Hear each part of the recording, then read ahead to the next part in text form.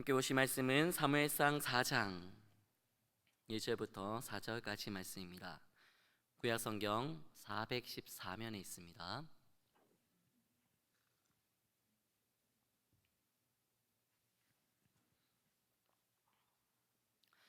사무엘상 4장 1절부터 4절까지 말씀인데요, 우리 한 목소리로 1절부터 4절까지 함께 읽도록 하겠습니다. 1절부터 함께 읽겠습니다.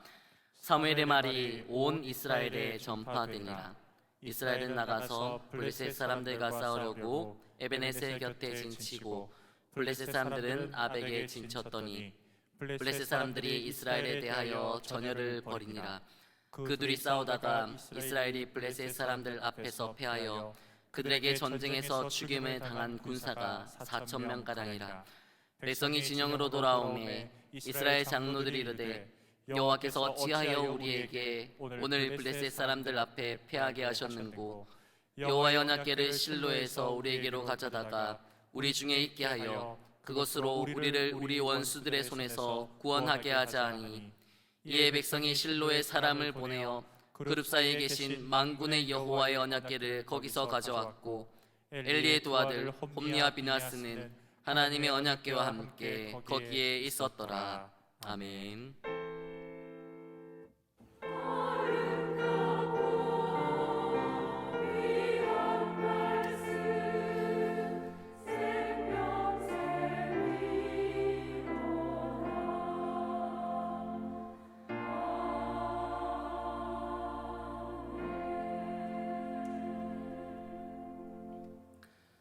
신념이 아니라 믿음으로라는 제목으로 함께 말씀 나누도록 하겠습니다.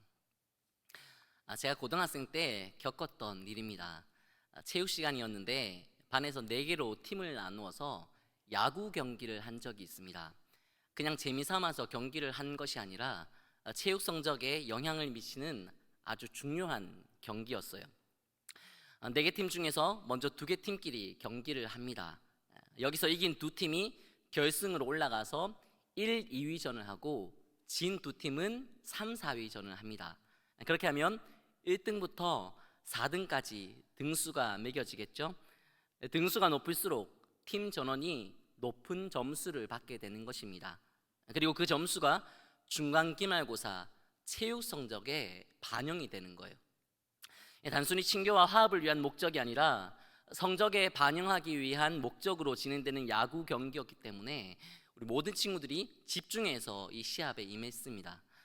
체육 수업 시간이 50분으로 한정되어 있었기 때문에 5회 말까지만 경기를 했는데요, 저는 저희 팀에서 투수를 맡게 되었습니다. 제가 공격을 하는 상대팀 친구들에게 공을 던지면 상대팀 친구들은 그 공을 야구 방망이로 쳐야 했죠. 저는 공을 못 치도록 하기 위해서 공을 아주 빠르게 잘 던져야 했고, 상대팀 친구들은 제가 던지는 공을 맞추고 안타를 쳐야 점수를 낼 수 있는 그런 경기였습니다.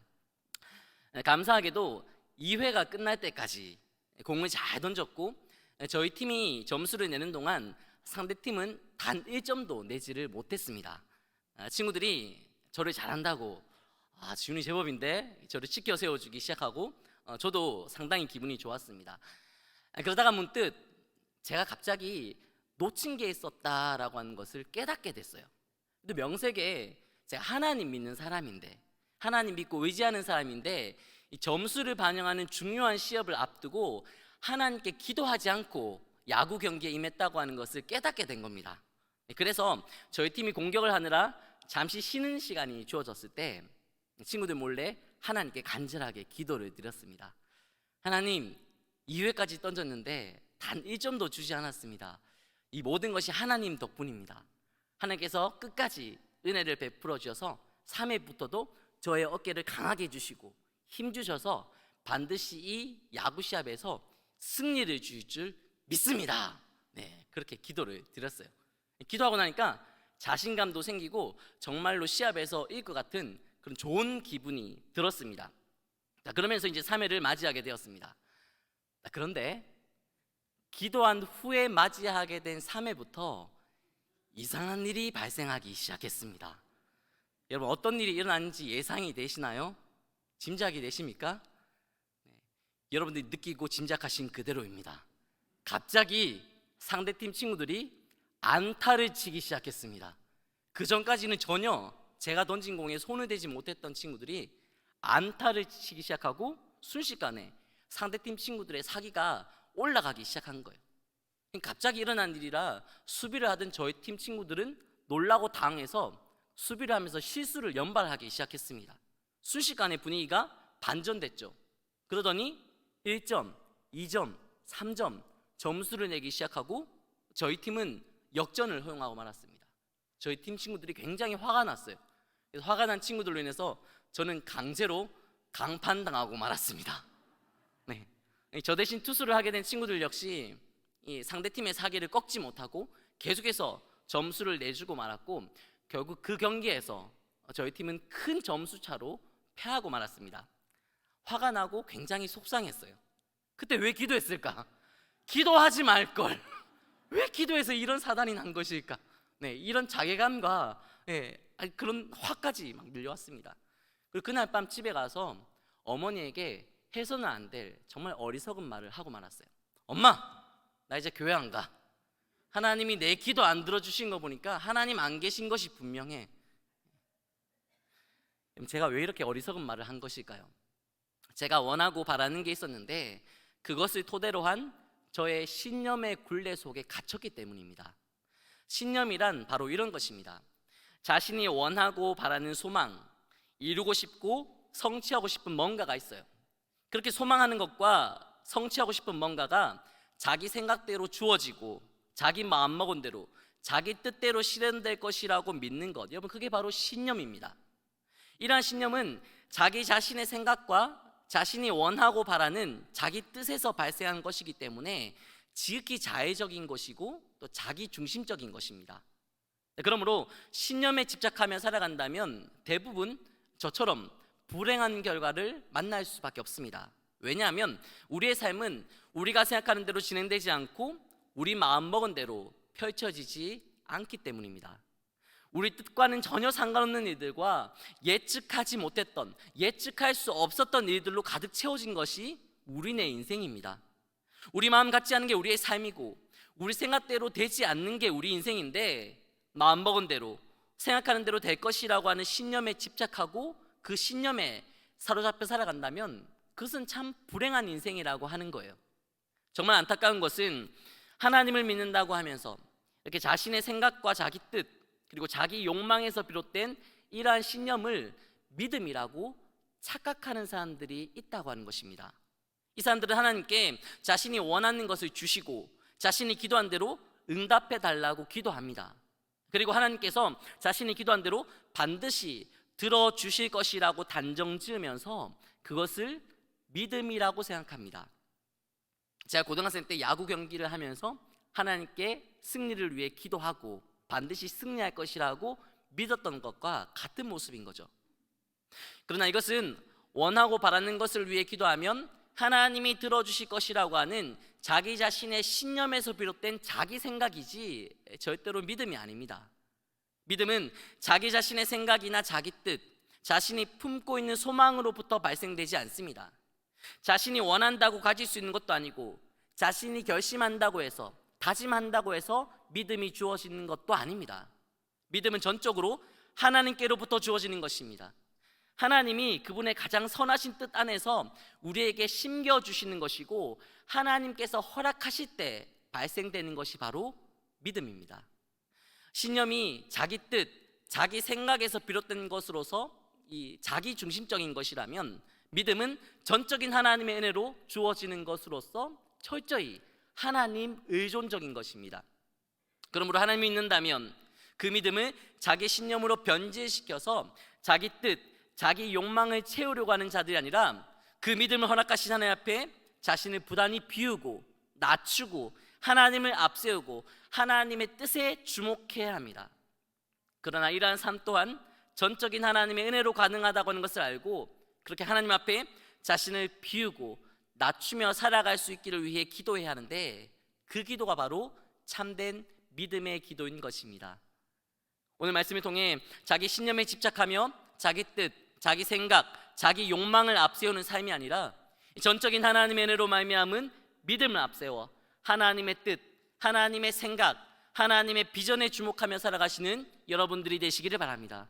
그로 인해 하나님을 앞세우고 하나님을 뒤따라가는 구별된 삶을 통해 믿는 자들에게만 주어지는 참된 기쁨과 승리와 자족감을 날마다 누리며 살아가시는 복된 여러분들의 삶이 되시기를 간절히 축복합니다. 이런 소망의 마음을 담아서 우리 옆에 계신 분들 손을 꼭 붙잡고 그렇게 좀 인사해 봤으면 좋겠습니다. 신념이 아니라 믿음으로 승리하며 살아갑시다. 신념이 아니라 믿음으로 승리하며 살아갑시다.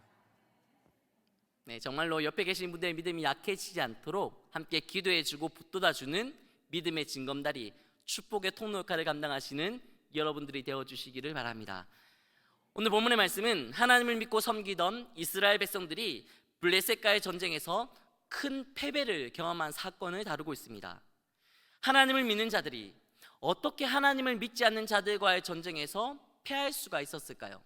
그 이유가 본문에 잘 나타나 있는데요, 우리 본문 1절 말씀을 같이 한번 읽어보도록 하겠습니다.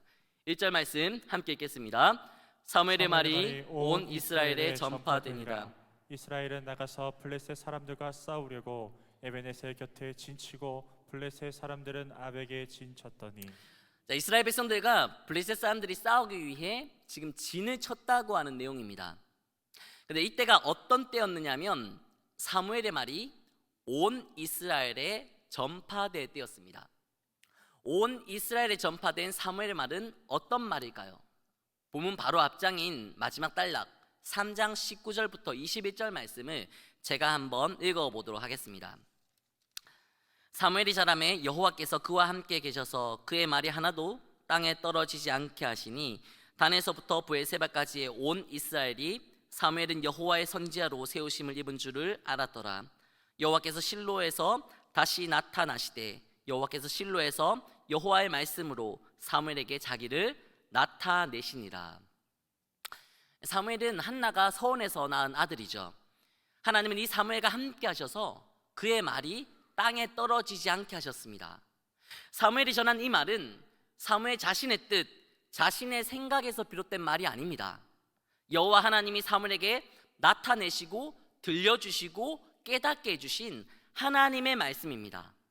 즉 사무엘은 하나님의 뜻과 하나님의 마음을 전하고 증거하는 선지자로서의 사명을 감당했고 온 이스라엘 백성들이 이러한 사실을 알고 있었다고 하는 것입니다.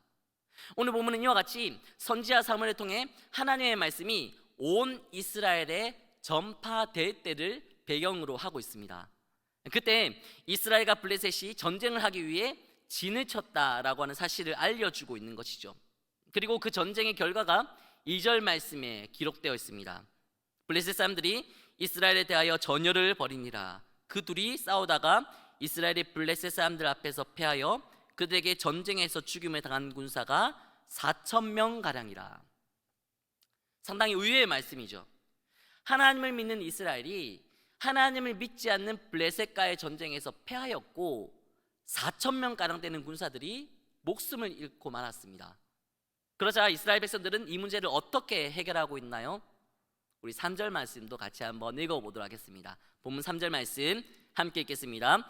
백성이 진영으로 돌아오매 이스라엘 장로들이 이르되 여호와께서 어찌하여 우리에게 오늘 블레셋 사람들 앞에 패하게 하셨는고 여호와의 언약궤를 실로에서 우리에게로 가져다가 우리 중에 있게 하여 그것으로 우리를 우리 원수들의 손에서 구원하게 하자 하니. 백성들이 전쟁에서 패하고 돌아왔을 때 이스라엘의 지도자였던 장로들은 여호와께서 어찌하여 우리를 패하게 하셨는고 그렇게 질문합니다. 그들은 블레셋과의 전쟁에서 패한 이유를 진단하면서 그 이유가 자신들의 능력이 부족하거나 자신들에게 힘이 없어서도 아니고 사람들 수가 모자라거나 작전이 미숙했기 때문도 아니라고 하는 걸 알고 있었습니다. 여호와 하나님께서 패하게 하셨기 때문에 패한 것이다. 이것이 그들의 해석이었습니다. 이러한 해석이 가능했던 것은 전쟁은 하나님의 손안에 있고 하나님이 전쟁의 승패까지도 주관하신다고 하는 믿음이 그들에게 있었기 때문입니다. 그래서 그들은 하나님이 어찌하여 왜 우리를 패하게 하셨는가 그런 질문을 던진 것입니다. 다행스럽게도 그때는 사무엘을 통해 하나님의 뜻이 나타나고 하나님의 말씀이 전파될 때였습니다.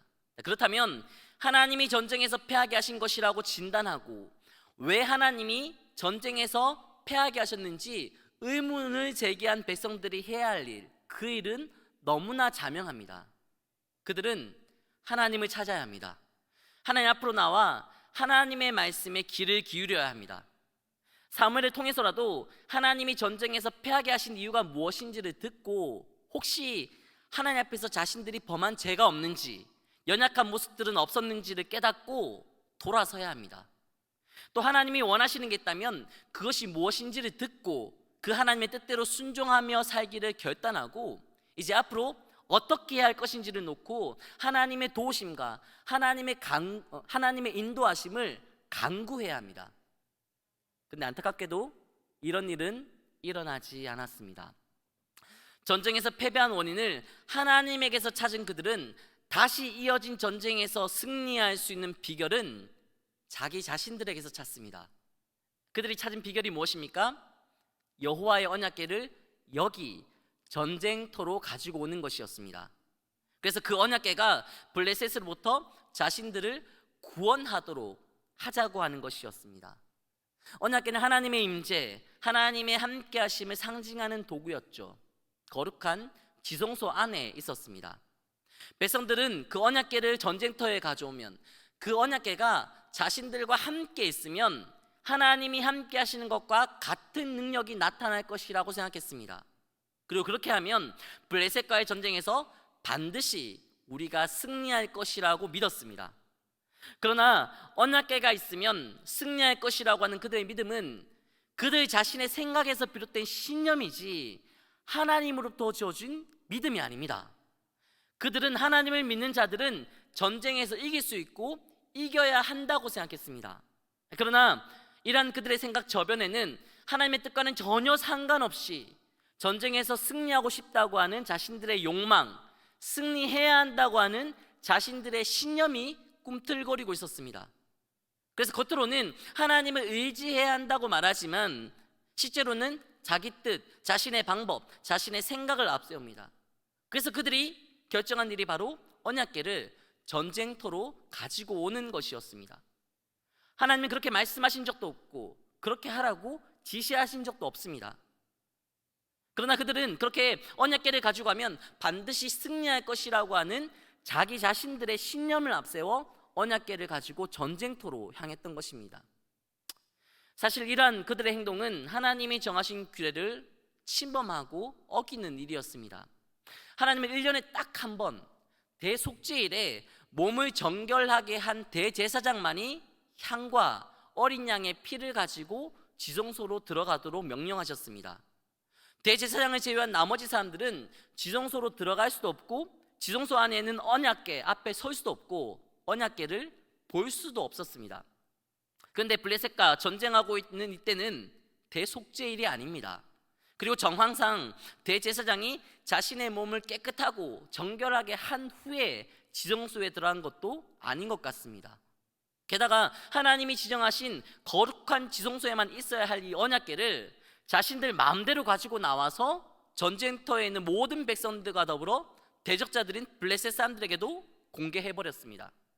하나님의 뜻이 아닌 자기 욕망과 자신들의 생각에 근거한 신념을 앞세우다 보니 이렇게 하나님께서 말씀하신 명령과 규례를 어기고 불순종하면서도 하나님으로 말미암아 승리할 수 있겠다라고 하는 착각을 하게 된다고 하는 것입니다. 이렇게 하나님을 의지하는 믿음이 아니라 자기 욕망, 자기 생각에 근거한 신념을 앞세운 결과는 처참하였습니다. 우리 본문 10절과 11절 말씀 같이 한번 읽어보도록 하겠습니다. 10절과 11절 말씀 함께 읽겠습니다. 블레셋 사람들이 쳤더니 이스라엘이 패하여 각기 장막으로 도망하였고 살육이 심히 커서 이스라엘 보병에 엎드러진 자가 3만 명이었으며 하나님의 교회는 빼앗겼고 엘리의 두 아들 홈니와 비느하스는 죽임을 당하였더라. 블레셋과의 첫 번째 전쟁에서는 군사들 3,000명 가량 되는 사람들이 죽임을 당했습니다. 그런데 언약궤를 전쟁터로 가져와서 다시 전쟁했을 때는 10배 가까운 3만 명이 죽임을 당했습니다. 또 이스라엘 백성들이 하나님이라고 생각했던 언약궤는 뺏기고 말았습니다. 제사장 홈니와 비느하스는 죽임을 당했고 그 소식을 전해들은 그들의 아버지 엘리조차도 목이 부러져서 죽었습니다. 제사장 비나스의 아내는 하필 이런 때에 아들을 출산하게 되었는데 그 아들의 이름을 이가봇이라고 불렀습니다. 이가봇은 영광이 없다, 영광이 떠났다고 하는 뜻이죠. 하나님의 영광이 이스라엘 백성들과 함께 하시지 않고 그들에게서 떠났다고 하는 의미입니다. 이유가 뭔가요? 그들이 하나님을 향한 믿음이 아니라 자신들의 신념대로 행동했기 때문에.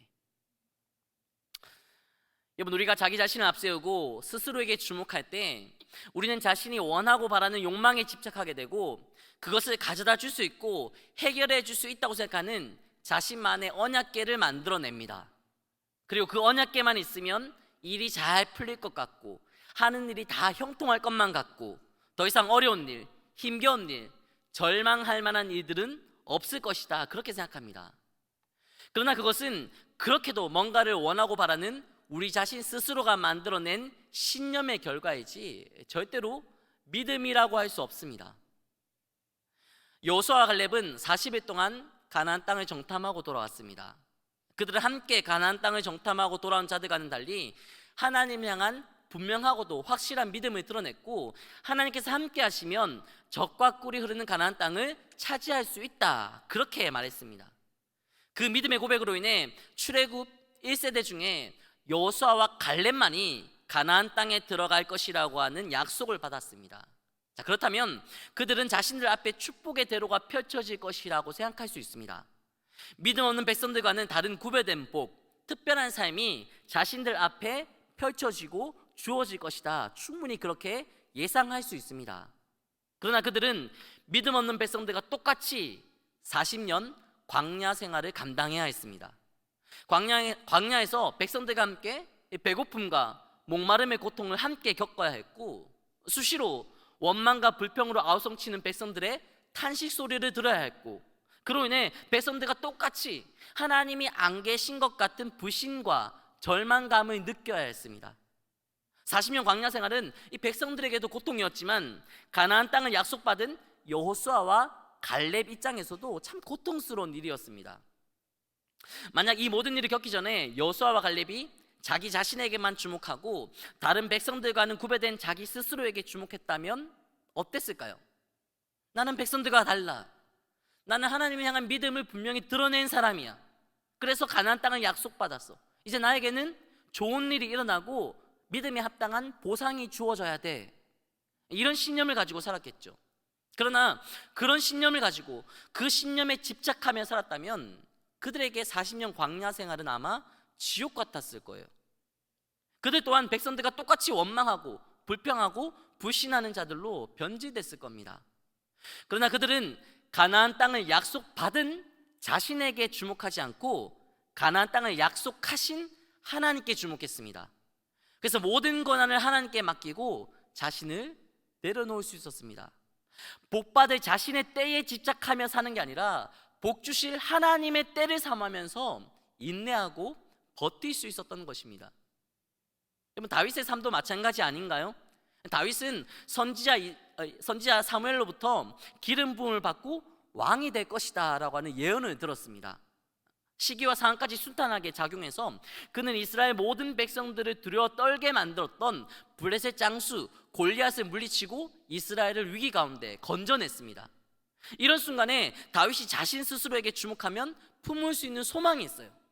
아, 이제 나는 왕이 될 일만 남았구나, 이제 나는 이스라엘의 영웅이 되고 좋은 일, 형통한 일만 나에게 일어나겠구나, 충분히 이렇게 예상할 수 있고 기대감을 가질 수 있습니다. 그러나 그런 다윗에게 일어난 일은 예상 밖의 일이었고 도무지 이해할 수 없는 일이었습니다. 다윗은 적장 골리앗을 물리쳤지만 이스라엘 왕 사울이 다윗을 시기하고 죽이고 싶어서 안달이 났어요. 그로 인해 사람들에게 높임을 받으며 이스라엘의 영웅으로 추앙받을 것 같았던 다윗은 순식간에 이스라엘 사람들 눈에 띄면 안 되는 지명수배자로 전락해버리고 말았습니다. 그의 앞에는 왕이 되기 위한 꽃길과 형통한 길이 예비되어 있었던 게 아니라 고통과 절망과 두려움과 생사를 넘나드는 가시밭길만이 펼쳐져 있었습니다. 만약 다윗이 기름 부음 받고 골리앗을 이긴 자기 자신을 앞세워서 나에게는 이제 좋은 일만 일어날 것이다, 나에게는 칭찬과 명성과 보상이 주어질 것이다, 그렇게 자신의 욕망에 근거한 자기 신념에 사로잡혔다면 이해할 수 없고 납득되지 않는 고난의 시간을 어떻게 받아들이며 살 수 있었을까요?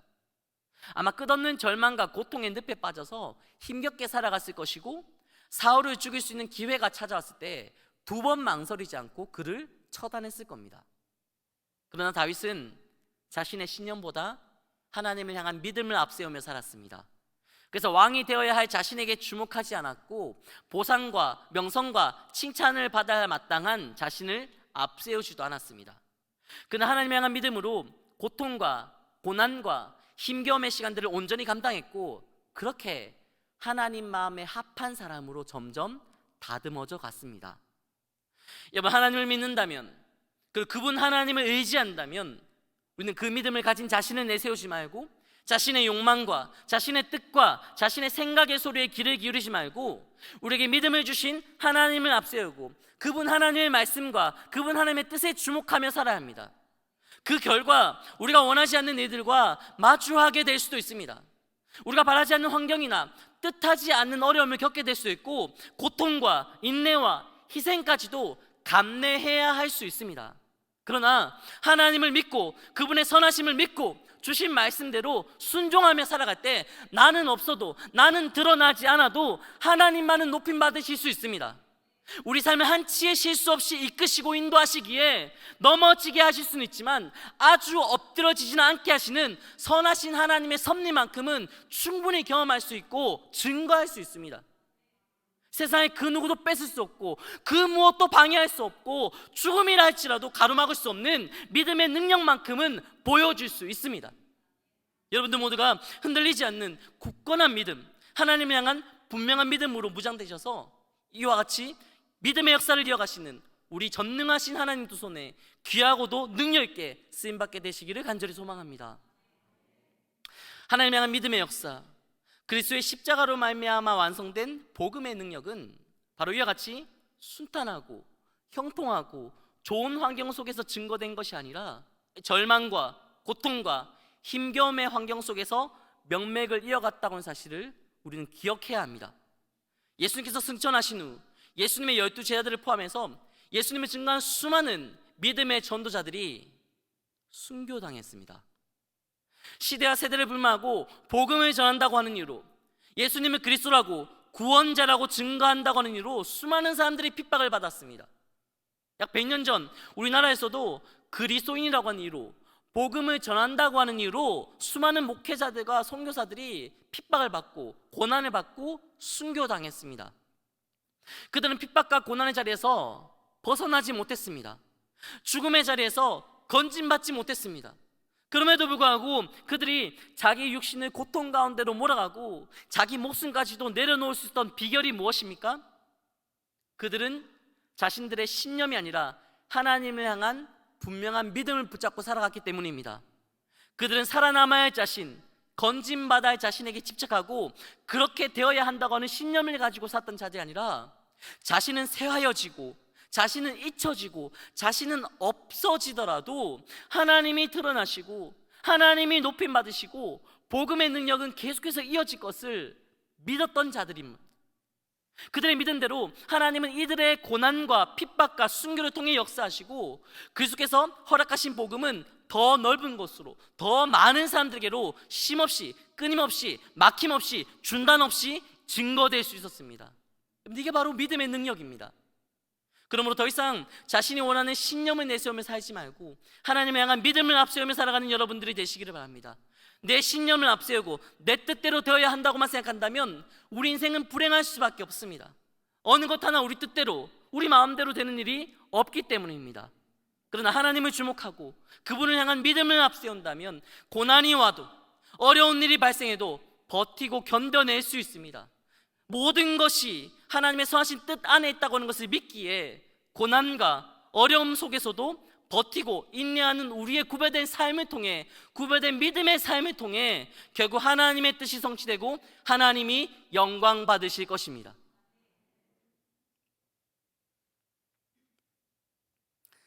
저에게는 10살 된 아들이 있습니다. 많은 성도님들께서 제가 총각이라고 생각하시는데요, 애석하게도 제가 올해 결혼 10년 차입니다. 네. 그래서 10살 된 아들이 있고 7살 된 딸아이가 있습니다. 네, 10살이 된 이 아들이 장애가 있어요. 네, 옛날 말로는 정신지체라고 하고 지금은 지적 장애라고 하죠. 네, 사물을 인지하고 느끼고 깨닫고 관계 맺고 하는 모든 기능이 2세 수준입니다. 그래서 10살인데 말도 전혀 못하고요, 기저귀를 차고 다녀야 되고 하루에도 수십 번씩 기저귀를 갈아주어야 하고 자다가 불쑥불쑥 간지를 일으킵니다. 잠깐 한눈판 사이에 잃어버린 적도 많고요, 어떤 사고를 칠지 모르기 때문에 항상 손에서 떼어놓을 수 없는 그런 아이입니다. 여러분, 제가 이 아이를 고쳐달라고 모든 것이 가능하신 우리 하나님께 기도하지 않을까요? 기도합니다. 이 아이의 회복을 위해, 좀 더 나아진 모습을 위해 간절하게, 정말 간절하게 기도해요. 그리고 그렇게 기도하는 것을 하나님께서 들어주셔서 10살 된 이 아이에게 아빠라고 하는 말 한마디 듣고 싶어요. 어디서든지 눈치 안 보고 이 아이를 마음대로 풀어놓고 마음껏 뛰어놀도록 해주고 싶습니다. 놀이터에 가서 다른 친구들이 있으면 돌아서야 하는 그런 고통 겪지 않고 친구들이 있든지 없든지 마음대로 풀어놓고 뛰어놀게 해주고 싶어요. 긴장하지 않으면서 좀 잠도 푹 자고 싶습니다. 그리고 아이가 회복되어서 이제 일하고 녹초가 되어서 퇴근하면 맘 편히 저도 좀 쉬고 싶기도 하고, 그 아이들 보느라 고생하는 아내와 데이트다운 데이트도 한번 해보고 싶습니다. 그래서 이 아이의 회복을 위해 정말 간절하게 하나님을 찾고 기도합니다.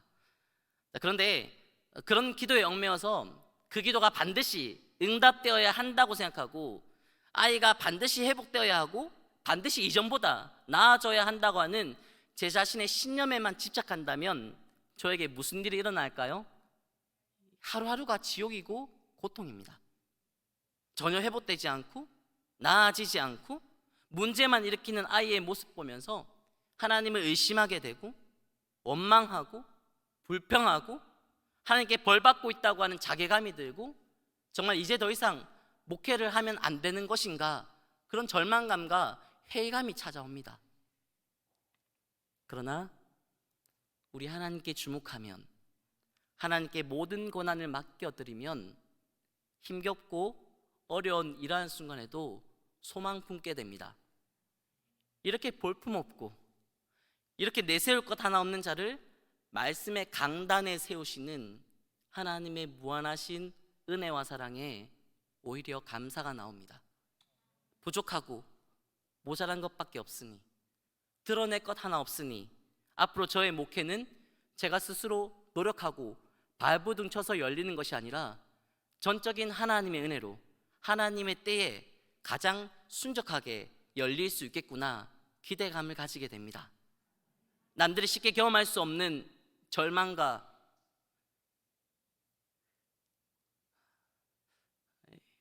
고통과 힘겨움을 분에 넘치도록 경험하게 하셨으니 동일한 절망과 고통과 힘겨움의 늪에 빠져있는 성도들을 이해해주고 공감해주고 끌어안아주고 그들에게 말로가 아니라 가슴으로 사역하는 자가 될 수 있겠구나, 그런 결단도 하게 됩니다.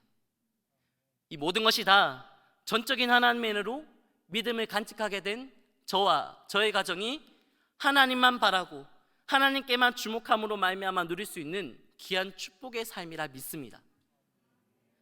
사랑하는 여러분, 우리 인생 정말 우리 마음같이 되지 않습니다. 우리가 마주하는 삶 정말 우리 뜻대로 되지 않아요. 그러나 우리를 사랑하시기 때문에 많은 것이 아니라 우리에게 모든 것을 내어주신 하나님은 지금도 우리를 가장 선한 길로, 바르고 의로운 길로, 소망과 축복의 길로 실수 없이 인도하고 계십니다. 이러한 사실을 믿기에 더 이상 자신이 원하고 자신이 바라는 신념의 울타리 속에 갇혀서 자신의 뜻만 고집하며 자신의 생각만 앞세우며 불행하게 살아가지 마시고 우리가 알지 못하는 크고 비밀한 일들을 허락하실 하나님을 향한 믿음의 능력 안에서 소망을 간직하며 소망 붙들고 살아가시는 여러분들이 되시기를 바랍니다. 하나님을 향한 분명하고도 확실한 믿음 가지고 사방으로 우겨싸움을 당하여도 쌓이지 아니하고 답답한 일을 당하여도 낙심하지 아니하며 박해를 받아도 버림받지 아니하고 거꾸로 뜸을 당하여도 망하지 아니하는 구별된 그리스도인으로 살아갈 때 우리 하나님이 높임받게 될 것이고 그 하나님을 향한 믿음의 능력이 더 많은 우리의 동역자들과 이웃들에게로 전파될 것입니다. 우리와 함께 하신 하나님께서 반드시 그렇게 일하실 것이니 믿음 붙들고 살아가는 여러분들 모두가 그렇게 일하시는 전능하시고 신실하신 우리 하나님 두 손에 귀하게 쓰임받게 되시기를 주님의 능력과 주님의 은혜에 의지하여 간절히 소망합니다. 이렇게 기도하시겠습니다.